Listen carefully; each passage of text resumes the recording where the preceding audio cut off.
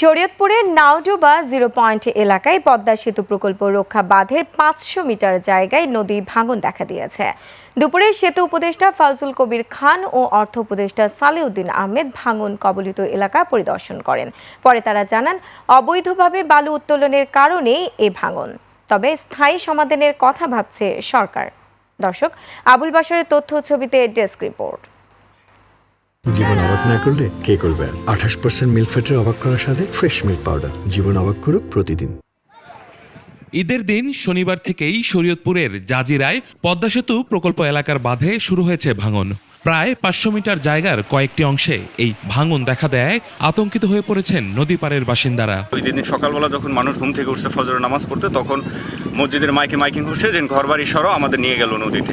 ঘর দুয়ার নিয়ে সারতে পারতেছি না, মানুষজন ভেঙে চুরা কোনো রকম ওদিকে বুড়াইছি।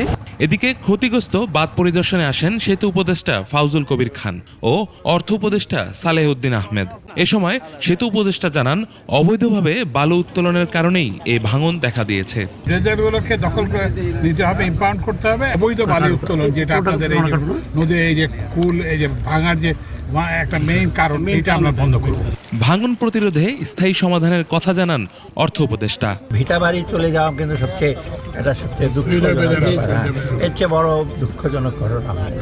আমরা চেষ্টা করব এবং যত দ্রুত সম্ভব মজবুত ও টেকসই বেড়িবাঁধ নির্মাণ করে দ্রুতই কার্যকর পদক্ষেপের দাবি স্থানীয়দের। ইউসুফ হাসান নাঈম, 21 টেলিভিশন।